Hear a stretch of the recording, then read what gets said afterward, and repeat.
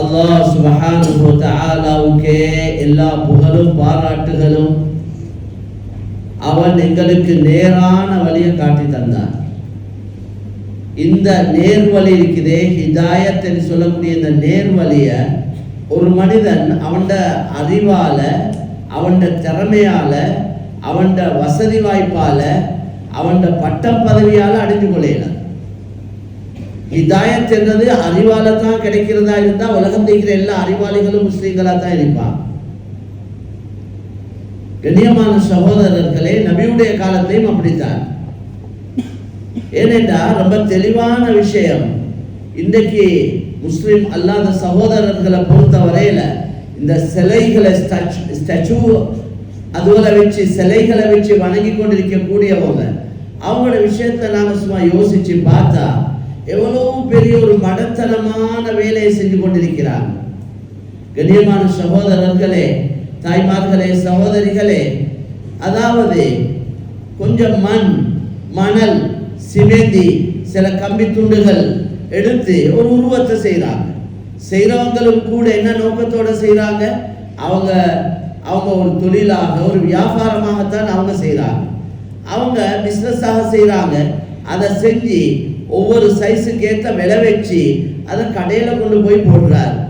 கடைக்காரர் அவர் ஒரு ப்ராஃபிட் வச்சு, லாபம் வச்சு, அவர் ஒரு விலை வச்சு விற்கிறார். இன்னொரு மனிதர் என்ன செய்கிறார்?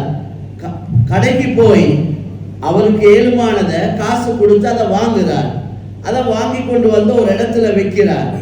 வச்சு அதுக்கிட்ட தன்னை கஷ்டத்தையும் கவலையையும் பிரச்சனையையும் தேவையையும் சொல்றார். கண்ணியமான சகோதரர்களே, அல்லாஹ்வின் நல்லடியார்களே, தாய்மார்களே, சகோதரிகளே, எவ்வளவு பெரிய மடத்தனம் இது! ஒரு புத்திசாலி செய்யக்கூடிய ஒரு வேலையா? இது சில நேரம் அது அவங்களுக்கு விளங்கப்படுத்தக்கூடிய நேரத்தில் பாரமாக இருக்கேனும், ஆனா அன்பாக, இரக்கமாக, நல்ல முறையில், வேற எங்களுக்கு யாரையும் எதிர்க்கிறது நோக்கம் இல்லை, யாரையும் குத்தி காட்டுறது நோக்கம் இல்லை, எந்த வணங்கப்படக்கூடியதை குறை சொல்றது நோக்கம் இல்லை என்று அல்லாஹ்வே குர்ஆன்ல சொல்லிட்டான். வலா தஸுப்புல்லதீன யதுஊன மின் தூனில்லாஹி, யார் அல்லாஹ் விட்டுட்டு வேற இதெல்லாம் அழைச்சு கொண்டிருக்கிறாங்களோ, வணங்கி கொண்டிருக்கிறாங்களோ, அவங்களுக்கு நீங்க ஏசாதீங்க. நீங்க அவங்களுக்கு ஏசினா, இந்த சிலைகளுக்கு வணங்கப்படக்கூடியதுக்கு ஏசினா, அவங்க அல்லாஹ்வுக்கு ஏசுவாங்க. ஃபயசுப்புல்லாஹ் அதுவும் பிகைரி இல்ம், அவங்களுக்கு இதனுடைய பொறுமதி, இது சரி என்றது தெரியாததுனால அவங்க அல்லாஹ்க்கு ஏச ஆரம்பிப்பாங்க. அதனால அல்லாஹ்வை விட்டுட்டு யாரையெல்லாம் மக்கள் வணங்கி கொண்டிருக்கிறாங்களோ அதை எதுக்குமே ஏசாதீங்க என்று அல்லாஹ் சொல்றான். அதனால நாங்க யாருக்கும் ஏச தயார் இல்லை. மாற்றமாக விளங்கப்படுத்துறது அது எங்களுடைய பாரிய பொறுப்பு. ஏற்றுக்கொள்றது, ஏற்றுக்கொள்ளாமல் இருக்கிறது அவங்களோட விருப்பம். அல்லாஹ் குர்ஆன்ல இது சம்பந்தமாக சொல்றான். இன்னல்லதீன ததுஊன மின் தூனில்லாஹி இபாதுன் அம்சாலுக்கும் ஃபதுஊஹும் فَلْيَسْتَجِيبُوا لَكُمْ إِن كُنتُمْ صَادِقِينَ. யார் அல்லாஹ்வை விட்டுட்டு வேற எதெல்லாம் அழைச்சு கொண்டிருக்கிறாங்களோ, வணங்கி கொண்டிருக்கிறாங்களோ, அவங்களோட கஷ்டத்தை கவலையை சொல்லி கொண்டிருக்கிறாங்களோ, அல்லாஹ் கிட்ட சொல்லாம வேற எதுக்கிட்ட எல்லாம் மற்ற எதுக்கிட்ட சொன்னாலும் அந்த வணங்கப்படக்கூடியவைகள், இவங்க அழைக்கக்கூடியவைகள், இபாதுன் அம்சாலுக்கும், உங்களைய போல மனிதர்கள் தான். அவங்க யார் அழைக்கிறாங்கன்னா உங்களே போல ஆட்கள். நீங்க ஒரு படைப்பு, அதே போல அவங்களும் ஒரு படைப்பு. படைப்பினங்களை அழைத்துக் கொண்டிருக்கின்றார்கள். அல்லாஹ் சொல்றான், ஃபதுஊஹும் ஃபல்யஸ்தஜீபு லக்கும். நீங்க அவங்களை அழைச்சு பாருங்க, அவங்க உங்களுக்கு பதில் தராங்களா என்று பாருங்க. நீங்க உண்மை சொல்லக்கூடியவங்களா இருந்தா செஞ்சு காட்டுங்க என்று அல்லாஹ் குர்ஆன்ல சொல்றான். அதுக்கு அடுத்ததாக சொல்றார் தொடர்ச்சியாக, அலஹும் அர்ஜுலுன் யம்ஷூன பிஹா அம் லஹும் ஐதின் யப்துஷூன பிஹா அம் லஹும் அயுனுன் யுப்சிரூன பிஹா அம் லஹும் ஆதானுன் யஸ்மஊன பிஹா. நீங்க யாரை வணங்குறீங்களோ, இந்த ஸ்டாச்சூஸ் இருக்குதே, இந்த சிலைகள், இதுக்கு அல்லாஹ் கேட்கிறான், பிடிக்கிற கை இருக்கான்னு கேட்கிறான். பிடிக்கிற கை இருக்குதா? ஸ்டாச்சு எடுத்தா அதுல கை வச்சிருக்கிறாங்க, அந்த கையால கையை தூக்கலாம் பிடிக்கலாம். அதே போல திரும்ப கேட்கிறான், அலஹும் அர்ஜுனுன் யம்ஷூன பிஹா, நடக்கிற கால் இருக்குதான்னு கேட்கிறான். கால் வச்சிருக்கிறாங்க, அந்த காலால நடக்க இயலாது, நடக்க முடியாத கால். அதே போல அம்லஹும் அயுனுன் யுபஸிரூன பிஹா, அந்த சிலைகளுக்கு கண் வச்சிருக்கிறாங்க, ஆனா அந்த கண் பார்க்க முடியாது, அந்த கண்களால பார்க்க முடியாது. கடைசியாக அம்லஹும் ஆதானுன் யஸ்மஊன பிஹா, அதுக்கு கேட்கிற காது இருக்குதான்னு கேட்கிறான். காதை வச்சிருக்கிறாங்க, அந்த காது கேட்கிற காது அல்ல. எவ்வளவு அழகா அல்லாஹ் விளங்கப்படுத்துறார். இது அல்லாஹ் தானே விளங்கப்படுத்துறார். இது எங்கட கையால மடியால சொல்ற கருத்துக்கள் அல்ல, இது ரப்பு விளங்கப்படுத்துறார். இன்றைக்கு முழு மனிதர்களை படைச்சவன் அல்லாஹ், சகல படைப்பினங்களை படைச்சவன் அல்லாஹ். அந்த அல்லாஹ்க்கு கேட்கறதுக்கு தாராளமா உரிமை இருக்கு. நாங்க நீங்க கேட்க போனா பிரச்சனை வரும், நாங்க நீங்க கேட்க போனா பிரச்சனை வரையணும். ஆனா இது கேட்கிறது யார்? அல்லாஹ். கண்ணியமான சகோதரர்களே, அல்லாஹ்வின் நல்லடியார்களே, தாய்மார்களே, சகோதரிகளே, பெரிய சயின்டிஸ்டா இருக்கிறார், என்னென்னமோ கண்டுபிடிச்சிருக்கிறார், டெக்னாலஜியில எங்கேயோ இருக்கிறார், துனியால பெரிய அறிவாளியா இருக்கிறார். ஆனா அவர் செய்யக்கூடிய, அவர் வணங்கக்கூடியதை எடுத்து பார்த்தா, அவர் நம்பக்கூடியதை எடுத்து பார்த்தா, இந்த வேலைய அதாவது ஒரு புத்திசாலி செய்ய மாட்டார். புத்தியுள்ள ஒருவர் இந்த வேலையை செய்ய மாட்டார். அதனால ஹிதாயத் என்பது புத்தியோட சம்பந்தப்பட்டது அல்ல, அறிவோட சம்பந்தப்பட்டது அல்ல. அதனால தான் அபு ஜஹல் சொல்றோமே, அபு ஜஹல் அவன் பேர் சரியான பேர் அபுல் ஹிகம், அறிவின் தந்தை. அறிவின் தந்தை என்றதுதான் கருத்து. ஆனா அவனுக்கு பேர் வைக்கப்பட்டது எப்படி? மடமையின் தந்தை, மடையர்கள்ட வாப்பா. அறிவாளிகள்ட வாப்பா அல்ல நீ, மடையர்கள்ட வாப்பா. காரணம், உனக்கு இவ்வளவு பெரிய அறிவு, ஆற்றல், நுணுக்கம் இருந்தும் கூட, இவ்வளவு பெரிய கெட்டிக்காரனா இருந்தும் கூட, திறமசாலியா இருந்தும் கூட, நீ படைச்ச ரப்ப ஏற்றுக்கொள்ளாம, படைச்சவனை வணங்காம யாரையோ வணங்கி கொண்டிருக்கிறாய். உனக்கு இந்த இஸ்லாத்துல சொல்லப்பட்ட எல்லா விஷயங்களும் புத்திக்கு படக்கூடியது. ஆனா நீ புத்திசாலியா இருந்தா இதெல்லாம் ஏற்றுக்கொள்ளணும். நீ அதனால நீ புத்திசாலி அல்ல, நீ ஒரு மடையன். கண்ணியமான சகோதரர்களே, தாய்மார்களே, சகோதரிகளே, எங்களுக்கு சட்டம் போட்டது யாரும் இல்லை, படைச்சவனே தான் சட்டம் போட்டிருக்கிறான். இந்த உடல் உறுப்புகள், இந்த ஒவ்வொன்றையும் தயாரிச்சவன்.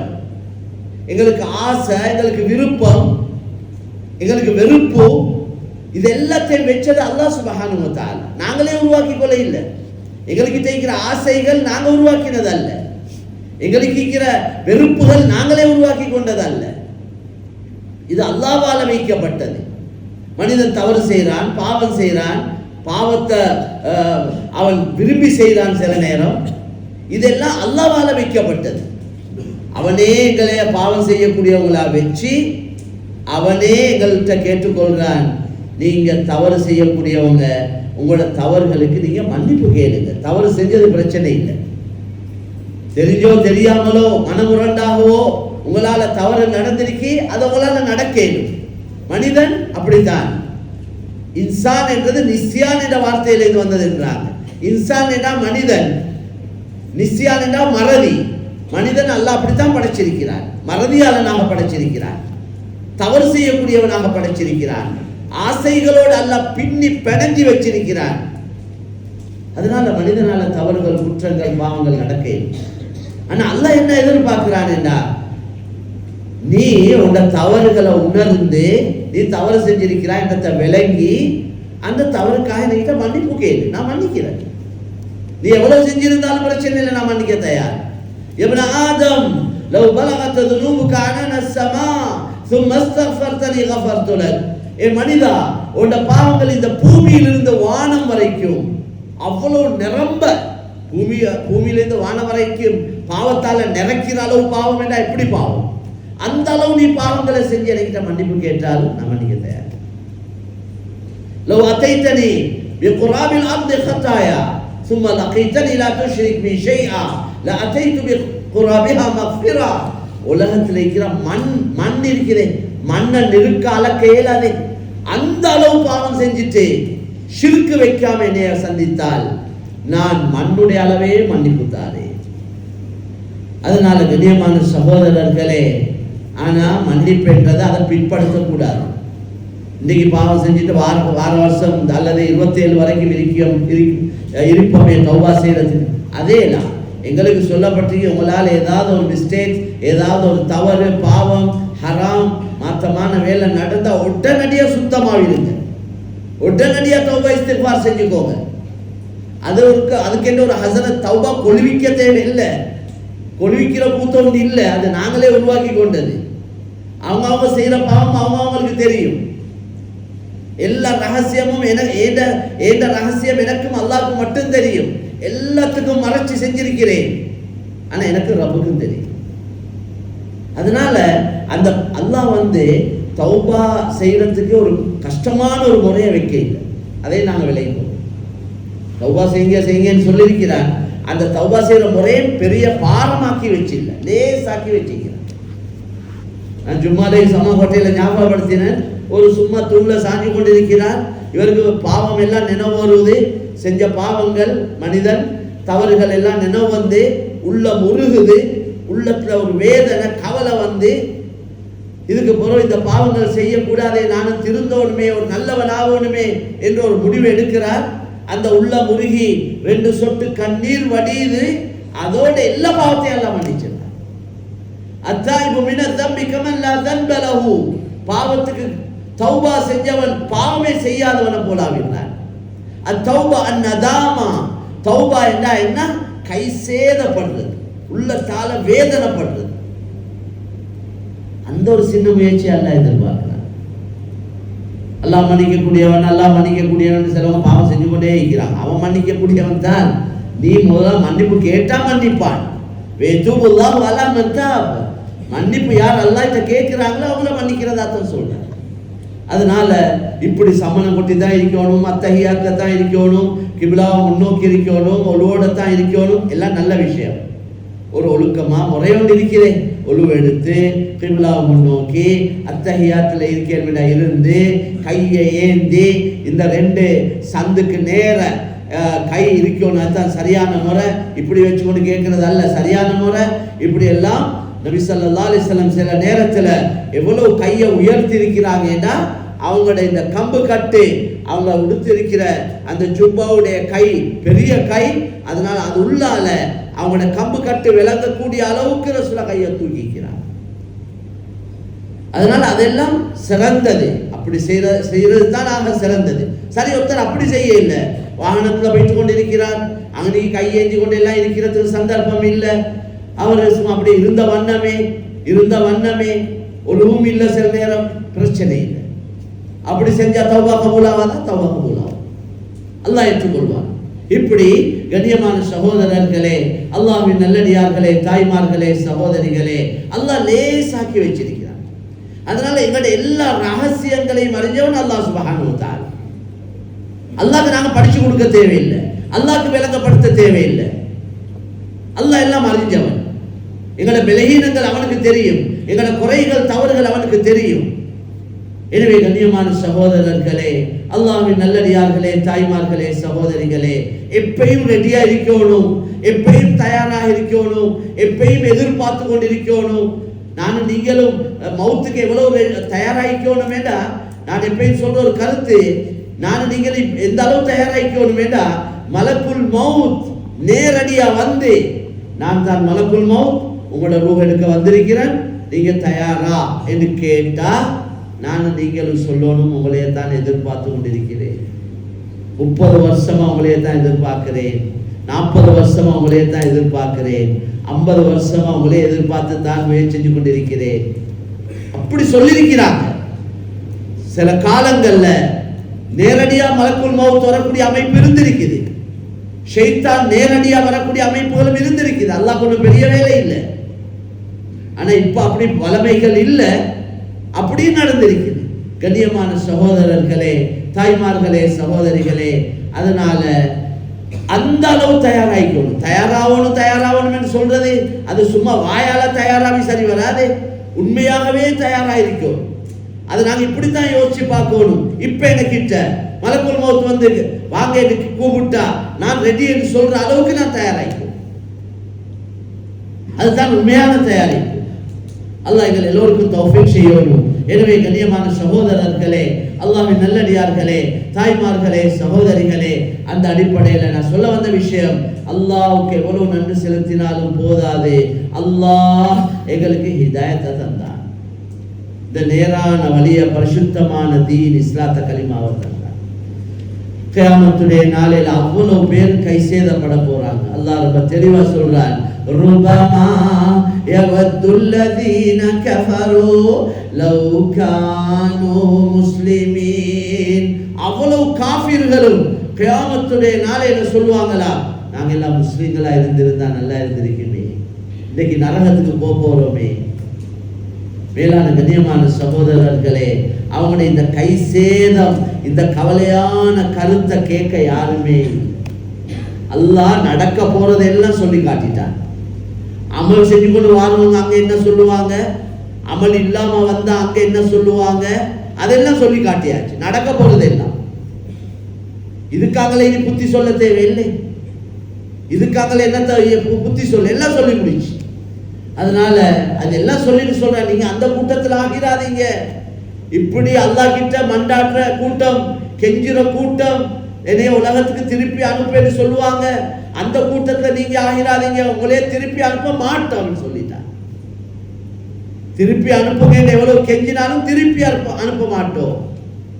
எனவே கண்ணியமான சகோதரர்களே, அல்லாஹ் சொல்றானே, வனாதா அஸ்ஹாபுன் நாரி அஸ்ஹாபல் ஜன்னதி அன் அஃபீது அலைனா மினல் மாஇ அவ் மிம்மா ரஸககுமுல்லாஹ் قالوا إن الله حرمهما على الكافرين. நரகவாசிகளுக்கும் சொர்க்கவாசிகளுக்கும் மத்தியில பேச்சுவார்த்தை.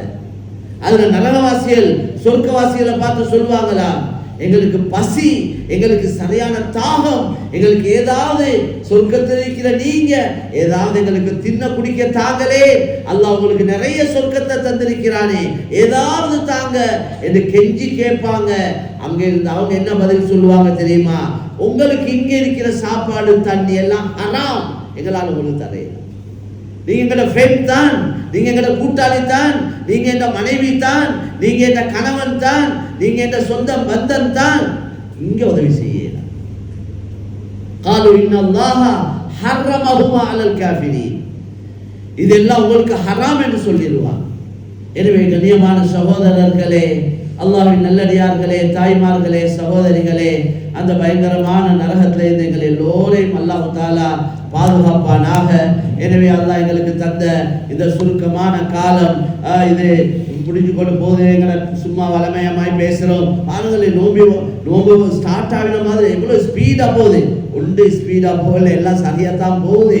நாங்கள் வளமை மாதிரி டைம் வைத்து கொண்டு இருக்குது. ஏதோ எங்களுக்கு இது அவசரமாக முடிஞ்சால் நல்ல வேலை யோசனை இருக்குதோ தெரியாது. அதனால அப்படி சந்தோஷமாக சொல்லிக் கொள்றாங்க. கண்ணியமான சொல்ல, இந்த காலங்கள் நேரங்கள் எந்த வித்தியாசமும் இல்லை. அதெல்லாம் ஷெட்யூல் அல்லாட கட்டளைப்படி எல்லாம் டைமுக்கு ஒதுக்கிது, டைமுக்கு மறையுது. இந்த நேரங்களை தான் நாங்கள் பிரயோஜனப்படுத்திக் கொள்ளணும். அவசரமாக முடிஞ்சு. எனவே இன்றைய நாள் முக்கியமான நாள், பத்ருடைய நாள். மேலான கண்ணியமான சொல்ல, யுத்தம் நடந்திருக்கு ரமதான்ல. முதலாவது யுத்தமே பத்ருடைய யுத்தம் ரமதான்ல தான் நடந்திருக்கு. நாங்கள் நோம்பு பிடிச்சோன்னு என்னென்னமோ யோசிக்கிறோம். அமல் செய்யறதுக்குமே டயர்டாயிருக்கு, வருத்தமாயிருக்கு. சில வளமையா செய்யற அமலையும் விட்டுடுறாங்க நோம்பு மாசத்துல. இது நோம்பு மாசம் அமலை குறைக்கிற மாசம் இல்லை, அமல்களை நல்லா கூட்ட வேண்டிய மாசம். நோம்பு பிடிச்சவங்க சில சஹாபாக்கள் பத்ரு யுத்தத்துக்கு போனாங்க.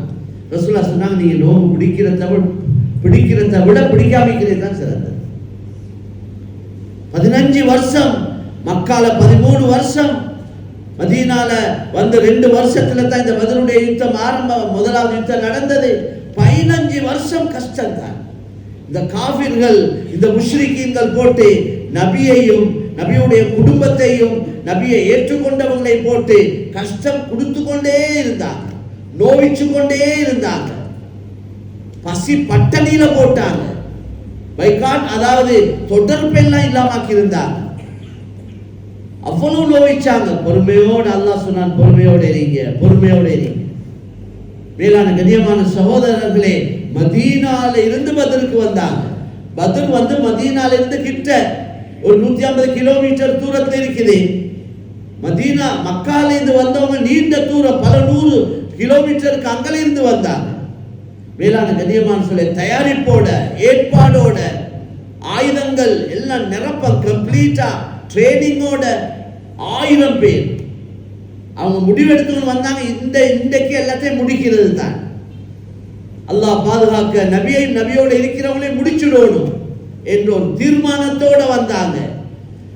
மேலான கண்ணியமான சொல்ல நபியுடைய ஹாலாத், சஹாபாக்களோட ஹாலாத் மிச்சம் பரிதாபமான நிலம். இவங்க யுத்தம் செய்யறதுக்கு என்று தயாரானவங்க இல்லை. சும்மா யுத்தம் செய்யறது இஸ்லாத்துல ஒரு இக்கட்டான நிலைமையில தேவைக்கே ஒழிய, இல்லாட்டி இஸ்லாத்துல இந்த வெட்டு கொத்து எல்லாம் சும்மா இல்லை. இந்த இன்னைக்கு சொல்ற மாதிரி இஸ்லாம் வந்து அதாவது இந்த ஜிஹாத, இந்த யுத்தத்தை ஆதரிக்கிற மார்க்கம் இல்லை. அந்த ஆபரேஷன் என்றது கடைசி கட்டத்தில் செய்யக்கூடிய ஒன்று தானே. ஒருத்தர காலில் ஒரு காயம் புண்ணொன்று வந்திருக்கேன்டா, டாக்டர்கிட்ட போனா அவர் ஒரு மருந்து கொடுப்பார், 2 வீக்ஸ்ல வாங்கிடுவார். 2 வீக்ஸ்ல போனா போயிட்டு அவர் இன்னும் பார்ப்பார், இது வந்து வருத்தான் புண் இன்னும் கொஞ்சம் பெருசாகிற மாதிரி விளங்குது, அதை விட கொஞ்சம் பவர்ஃபுல்லான மருந்தை கொடுப்பார். இன்னொரு 2 வீக்ஸோ 1 மந்த்துக்கு பிறகு வாங்கிடுவார். அதுக்கு பிறகு போயிட்டு பார்த்து அது எல்லா மக்கிய இடங்களுக்கு எல்லாம் பரவி கொண்டு போகுது. இப்ப பார்ப்பார், இதுக்கு அங்கல இதை சும்மா விட்டா இது மக்க எல்லாத்தையும் பாதிச்சு உசுருக்கே ஆபத்து வந்துடும், அதனால அந்த இடத்தோட அதை எடுத்து போடணும் என்று யோசிப்பார். போனத்தோட கால வெட்டுறது இல்லை, அது இயலாத ஒரு கட்டம். மக்கிய உறுப்புகளை பாதுகாக்க, இவன் உயிரை பாதுகாக்கத்தான் ஆபரேஷன். இதே போல கண்ணியமான சகோதரர்களே, தாய்மார்களே, சகோதரிகளே, யுத்தமும் அது மாதிரிதான். ஜிஹாத் என்று சொன்னா அதுல 3 பகுதி இருக்கு. ஒன்று தாவத், 2வது ஜிஸியா, 3வது கித்தால். கித்தால் தான் யுத்தம். முதல்ல நோக்கமே தாவத். இவங்க எல்லாம் இஸ்லாத்துக்கு வரணும், இவங்க எல்லாம் அல்லாஹ்வை ஏற்றுக்கொள்ளணும். அல்லாஹ்வால படைக்கப்பட்ட மக்கள் அல்லாஹ்வுடைய நியமத்துகளை அனுபவிச்சு கொண்டிருக்கிறார். வானம் அல்லாஹ்ட, பூமி அல்லாஹ்ட, சூரியன் அல்லாஹ்ட, சந்திரன் அல்லாஹ்ட, இரவு பகல், காற்று, தண்ணி, இந்த மரமட்டைகள், பழங்கள் எல்லாமே அல்லாஹ்க்கு சொந்தம். எனக்கு சொந்தம் என்று உலகத்தில் எவனும் சொன்னது இல்லை. இவனை படைச்சது அல்லாஹ். அப்ப இவன் அல்லாஹ்வால படைக்கப்பட்ட மனிதன். அல்லாஹ்ட எல்லா நியமத்தையும் அனுபவிச்சு கொண்டு அல்லாஹ்வை விட்டுட்டு வேறொண்ட வணங்குறது பொருத்தமே இல்லை. அதனால தான் முதலாவது அவங்களுக்கு அல்லாஹ் பற்றி விளங்கப்படுத்துவோம். வணங்கப்பட தகுதியானவன் அல்லாஹ், உண்டாக்கினவன் அல்லாஹ், உருவாக்கினவன் அல்லாஹ், எல்லாம் அல்லாஹ் என்று அவங்களுக்கு நல்ல தெளிவா சொல்லணும். அவங்க ஏற்றுக்கொண்டாங்கன்னா ஒரு பிரச்சனையும் இல்லை. நீங்க எல்லாம் சகோதரர்கள். ஏற்றுக்கொள்ள தயார் இல்லைன்னா 2வது கட்டம் ஜிஸியா. ஜிஸியாவுடைய நோக்கம் டாக்ஸ் எடுக்கிறது, சல்லி சேர்க்கிறது அல்ல நோக்கம். நீங்க முஸ்லிம்களோட புலங்கி பழவி பாருங்க இஸ்லாம் எப்படி.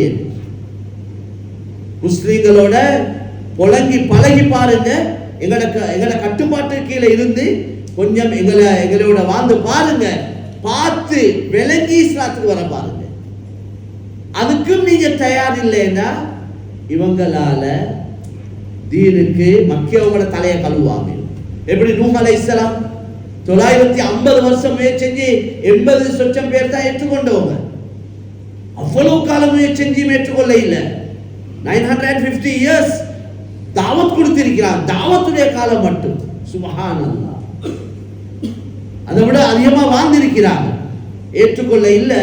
எனவே தான் நூஹ் அலைஹிஸ்ஸலாம் கையேந்திராங்க, ரப்பி லா ததர் அலல் அர்தி மினல் காஃபிரீன தய்யாரா இன்னக இன் ததர்ஹும் யுதில்லு இபாதக வலா யலிது இல்லா ஃபாஜிரன் கஃபாரா. அல்லாஹ் செய்ய வேண்டிய எல்லா ஜாதி முயற்சியும் செஞ்சாச்சு. எப்படி விளங்கப்படுத்தணுமோ அப்படியெல்லாம் விளங்கப்படுத்தியாச்சு. இரவேல பகலேல தனிய கூட்டாக படித்த மக்களுக்கு, பொதுமக்களுக்கு எல்லா ஜாதியிலையும் விளங்கப்படுத்தியாச்சு. அதனால இதுக்கு அங்கே இப்போ ஏற்றுக்கொள்ற மாதிரி இல்லை. இந்த ஏற்றுக்கொண்ட 80 பேரை பாதுகாக்கணும். அதனால மக்கள் எல்லாம் அழிச்சு போடும், எல்லாத்தையும் அழிச்சு போடுன்னு கையேந்தினான். அதுக்கு காரணம் சொல்றாங்க, நீ இவங்களை இல்லாமக்கலா அவங்க எல்லாரும் சேர்ந்து இந்த 80 பேருக்கு தலையை கழுவுவாங்க, இவங்களை வலிக்கு எடுத்து போடுவாங்க. அடுத்தது அவங்க பெற்றெடுக்கிற பிள்ளைகளும் அவங்கள போலத்தான் இருப்பாங்க. அதனால இவங்க எல்லாம் இல்லாம. எனவே கண்ணியமான சகோதரர்களே, அதனால ஜிஹாத் இஸ்லாத்துடைய நோக்கம் இல்லை, கித்தால் இஸ்லாத்துடைய நோக்கமே இல்லை. எங்களுக்கு சம்பவங்கள் நிறைய இருக்கு, டைம்கள் இல்லை. மேலான சகோதரர்களே, அந்த அடிப்படையில் அது கடைசி கட்டம் தான், ஏழாவது ஒரு கட்டத்தில். அந்த அடிப்படையில் முதலாவது யுத்தத்துக்கு ஒரு ஒட்டகத்தில் 3 பேர், ரசூலுல்லாவோட அபூ லுபாபா ரலியல்லாஹு அன்ஹு, அலி ரலியல்லாஹு அன்ஹு, ரசூலுல்லாஹ் டர்ன் போட்டு தான் போனாங்க. அப்ப ரசூலுல்லாஹோட டர்ன் இறங்கி வார டர்ன் வந்ததோட அந்த 2 பேரும் சொன்னாங்க, யா ரசூலல்லாஹ் நீங்க ஒட்டகத்திலே வாங்க, நாங்க நடந்தே வாரோம். ரசூலுல்லாஹ் என்ன தெரியுமா சொன்னாங்க, மா அன்துமா பி அக்வா மின்னி, நீங்க 2 பேரும் என்னைய விட சக்தி வாய்ந்தவங்க இல்லை. ஏன்னா ரசூலுல்லாஹ்வுக்கு 40 பேருட சக்தி அல்லாஹ் கொடுத்திருந்தார். அடுத்து சொன்னாங்க, மா அன்துமா பி அக்னா மினல் அஜ்ரி மின்குமா வமா அன பி அக்னா மினல் அஜ்ரி மின்குமா, எனக்கு நன்மை தேவை இல்லாமலும் இல்லை, எனக்கு நன்மை தேவை. நடந்து போறதுனால கிடைக்கிற நன்மை எனக்கு கிடைக்கும், உங்களுக்கு மட்டும் கிடைச்சி போதா. யாரு சொல்றா? கண்ணியமான நபி, அல்லாஹ்வுடைய ஹபீப், துன்யா ஆখিরাத்துடைய தலைவர் சொல்றாங்க. எனவே கண்ணியமான சொல்லி இப்படித்தான் அந்த யுத்தத்துக்கு போயிட்டு ரசூலுல்லாஹ், யுத்தம் வந்து மிச்ச நேரம் நடக்கையில் கொஞ்ச நேரம் தான் யுத்தம் நடந்துச்சு. ஆனா விடிய சுஜூதுல இருந்தாங்க, சுஜூதுல இருந்து அழுது கொண்டே இருந்தாங்க, துஆ கேட்டாங்க, அல்லாஹ்வும்ம இன்துஹ்லிக ஹாதிஹில் இஸாபா ஃபலன் துஅபத ஃபில் அர்தி அபதா. யா அல்லாஹ், இந்த மக்கள் 313 பேர், கிட்டத்தட்ட 300 சொச்சம் பேர் மிச்சம் கஷ்டப்பட்டு மக்கா மதீனா எல்லாம் முயற்சி செஞ்சு மிச்ச சிரமத்தோடு உருவாக்கப்பட்ட கொஞ்சம் பேர், யா அல்லாஹ் அவங்களை அழைச்சு கொண்டு வந்திருக்கிறேன். இந்த இடத்துல இவங்களை நீ இல்லாமாக்கினா உன்னைய வணங்குறதுக்கு உலகத்தை ஒத்துழைக்க மாட்டான். அப்படி காரமான, அதாவது உருக்கமான துவா. அபூபக்கர் சித்திக் ரலியல்லாஹு சொன்னாங்க, யா ரசூலல்லாஹ் போதும் துவா கேட்டதே, இப்படி இவ்வளவு நேரம் துவா கேட்கிறீங்க, அல்லாஹ் கபூல் செய்வான், எழுப்புங்க. அல்லாஹ் அவனுடைய குதிரத்தை கொண்டு கண்ணியமான சகோதரர்களே, வலகத் நஸரகுமுல்லாஹு பிபத்ரின் வ அன்தும் அதில்லா. அல்லாஹ் சொல்றான், பத்ருடைய அந்த நாளையில நீங்க சின்ன கூட்டம், நாங்க உதவி செஞ்சோம். 5000 மலக்குமார்களை இறக்கி உதவி செஞ்சாங்க. அவங்க 1000 பேருக்கு பதிலா 5000 பேரை இறக்கிறாங்க. அதனால கண்ணியமான சகோதரர்களே, சம்பவங்கள் நிறைய இருக்குது. அல்லாஹ்வோட உதவிய 70 பேர் அவங்கள காஃபிர்கள்ல கொலை செய்யப்பட்டாங்க, 70 பேரை சிறை கைதிகளாக பிடிச்சாங்க. அல்லாஹ் முஸ்லிம்களுக்கு வெற்றியை கொடுத்தார். எனவே கண்ணியமான சகோதரர்களே, இந்த தீன் இஸ்லாம் இது முழு உலகத்துக்கும் போக வேண்டியது, எல்லா மக்களுக்கும் ஹிதாயத்து கிடைக்கும். இந்த கலிமாவோட வாழ்ந்தா தான் ஒருத்தர் துனியாலே நிம்மதியா வாழ்வார், சக்கராத், கபூல், ஆகிரம், சொர்க்கம் எல்லாம் கிடைக்கும். கலிமா இல்லைன்னா ஒன்றும் கிடைக்காது. அதனால இந்த கலிமா எல்லாருக்கும் கிடைக்கணும் தானே, நாங்க ஆசை வைக்கணும். உண்மையிலே நான் இன்றைக்கு ஞாபகப்படுத்தினேன், இன்றைக்கு நான் முஸ்லிம்ஸ் நிறைய சகோதரர்கள், பெரியோர் கூட்டம் இருக்கிறார் எங்களோட நாட்டிலே. நாங்கள் ஒரு 10, 12, 15 வீதம் தான் இருக்கிறோம். இவங்க பலர்கள்ட்ட உள்ளத்துல இஸ்லாத்தை பத்தி நல்ல எண்ணம் இருக்கு, இஸ்லாத்தை பத்தி நல்ல யோசனை இருக்கு, இஸ்லாத்துக்கு வார யோசனையும் எத்தனையோ பேருக்கு இருக்கு. ஆனா அவங்களுக்கு தெரியா எங்களை எடுப்பாங்களா, யார்கிட்ட சொல்றது, அப்படி சொன்னா எங்களை சேர்த்து கொள்வாங்களா என்ற ஒரு பயம் உண்டோட உள்ளத்துல இருக்கு. இப்படி ஒரு பயம் இருக்கு. அவங்க கேட்கறதுக்கு பயந்து கொண்டு இருக்கிறாங்க, நாங்களும் சொல்றதுக்கு பயந்து கொண்டு இருக்கிறோம். இதுதான் பிரச்சனை. நாங்க சொல்ல பயம், அவங்க கேட்க பயம். அவங்களோட உள்ளத்துல ஆசை இருந்தாலும் எங்க வைத்து கேட்கிறது. எங்களுக்கு அப்படி ஒரு சென்டர் ஒன்று இல்லை. கொழும்புல அப்படி இருக்குதான், எத்தனை மஸ்ஜித் இருக்கு, குறைஞ்சது மஸ்ஜிதையாவது எங்களுக்கு அப்படி அமைக்கணும், நாங்க அறிவிக்கணும். ஒரு ஜும்மா கெடுத்தா சமகோட்டை ஜும்மால சொன்னாங்க, லாஸ்ட் வீக் ஜும்மா 11000 பேர் ஜும்மாக்கு வராங்க. 11000 பேர், கிட்டத்தட்ட 2000 பேர் இஃப்தார் செய்யறாங்க. அதுல எத்தனையோ நான் முஸ்லிம்ஸ் வாலிபர்கள் வந்து இஃப்தார் செய்கிறாங்க. கலிமா சொல்லாம எத்தனை பேர் நோம்பு பிடிக்கிறாங்க, கலிமா சொல்லாம எத்தனை பேர் தொழுகிறாங்க, ஜும்மாக்கு வராங்க. தெரியுமா எவ்வளவு பேர் இருக்கிறாங்க? அப்ப உள்ளத்துல எவ்வளவு பெரிய ஒரு ஆசை ஒன்று இருக்குது, விருப்பம் ஒன்று இருக்குது. ஆனா எங்கள்கிட்ட ஒரு வழிகாட்டல் இல்லை. நாங்க எந்த அளவு கோழைகள் ஆவிட்டோமேடா இஸ்லாத்துக்கு வர விரும்புறவரே எடுக்க பயப்படுறோம். அந்த அளவு பயந்த கோழிகள் நாங்க. தைரியமே இல்லை. கவலையான விஷயம். விரும்பி வாரவரை எடுக்க யோசிக்கிறோம். அதனால கண்ணியமான சகோதரர்களே, எங்களுக்கு கீழே பல எங்களோட பெரிய வியாபாரிகள் இருக்கிறோம். நாங்க எத்தனையோ நான் முஸ்லிம்ஸ் பிரதர்ஸ் வேலை செய்கிறாங்க. நாங்கள் அவங்களோட நல்ல அஹ்லாக்கோட நடந்து, நல்ல தன்மையோட நடந்து, அவங்களோட உள்ளத்தை வெண்டு கொண்டு அவங்களுக்கு நாங்கள் இஸ்லாத்தை முன் வச்சா அவங்க அல்லாஹ் போதுமானவன் ஹிதாயத் அவன்கிட்ட கையில் இருக்கி நிச்சயமாக ஏற்றுக்கொள்வாங்க, நிச்சயமாக ஏற்றுக்கொள்வாங்க. செஞ்சு பாருங்களே, முயற்சி ஒன்று செஞ்சு பாருங்க, சொல்லி பாருங்க. யாரையும் வற்புறுத்தல, ஃபோர்ஸ் பண்ணல, சொல்லி பாருங்க. வந்தா எவ்வளவு பெரிய பாக்கியம். உங்களைய கொண்டு அல்லாஹ் ஒருத்தருக்கு ஹிதாயத்தை கொடுத்தா, ஹிதாயத்து கிடைச்ச ஒருத்தருக்கு அவர்த அந்த தொடர்ச்சியான பரம்பரை எல்லா முஸ்லீம்கள் உங்களோட கபருக்கு நன்மை வந்து கொண்டே இருக்கும். எங்களுக்கு சொந்த அமல் எல்லாம் முடிஞ்சிடும். இது கொஞ்ச நாள் நாங்கள் ஹயாத்தோட இக்க காட்டியிருந்தான். நீங்க 4 பேர்ட்ட ஹிதாயத்துக்கு காரணம் அமைஞ்சீங்கடா, அந்த பரம்பரை செய்கிற அவ்வளவு நன்மையும் உங்களோட கபருக்கு வந்து கொண்டிருக்கு. அதனால நபியுடைய கவலை இதுதான். நபியுடைய 24 மணித்தியாலத்துடைய யோசனை எல்லா மக்களும் கலிமா சொல்லணும், எல்லாரும் சொல்லணும் போகணும்.